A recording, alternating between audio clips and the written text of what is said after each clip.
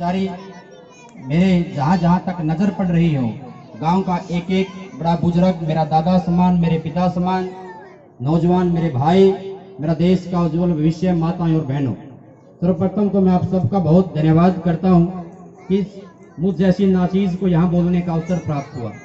उसके साथ साथ एसडीएम साहब ने जो समय निकाल करके यहाँ पर पधारे, मैं उसके लिए भी उनका बहुत धन्यवादी हूँ। उसी के साथ जहाँ प्रतिभा समान समारोह की बात की जाए, ये हमने पिछले साल से शुरू किया था। मुझे याद है जब मेरे पिताजी हमारे बीच में हुआ करते थे, उन्होंने इस प्रोग्राम को करने का एक प्रयास किया था ताकि नौजवानों का हौसला बढ़े, युवा साथियों का हौसला बढ़े, हमारा गांव पढ़े लिखे तरक्की करे, ये उनकी सोच थी।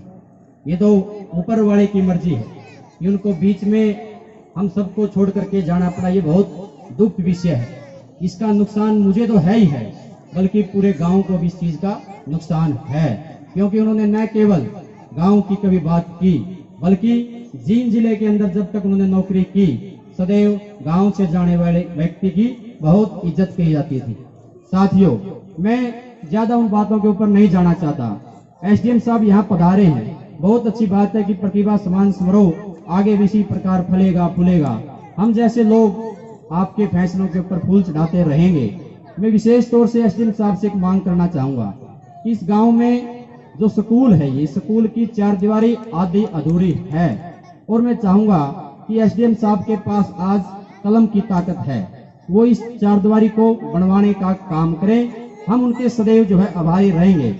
चारदीवारी के कारण बहुत सी समस्याएं यहाँ पढ़ने वाले छात्र छात्राओं को आती है कि नहीं आती है भाई? उसी के साथ दूसरी मांग में ये करना चाहूंगा कि हमारा समादेव वाला मंदिर है, वहां पर एक छोटा सा टुकड़ा कच्चा पड़ा है। मंदिर पूरे गांव का है, पूरे गांव के लोग वहां पूजा करने के लिए जाते हैं।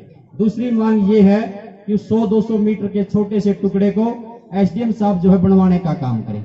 वैसे मांगे तो बहुत सी हैं, लेकिन ये मांगे मैंने इसलिए रखी है कि एसडीएम साहब जब बोलने लगे तो इस गांव का ख्याल रखते हुए वो इस बात के ऊपर भी जरूर अपने विचार रखें कि जो है 100-200 मीटर के टुकड़े के कारण अगर 2-3 हजार 4 हजार आदमी परेशान हो, तो ये उनकी जो है नैतिक जिम्मेवारी भी है। और मुझे पूरी उम्मीद, विश्वास और भरोसा भी है कि आज एसडीएम साहब आपकी इस बीमारी का हल करके जाएंगे। आपने मेरी बात सुनी, आपका बहुत धन्यवाद।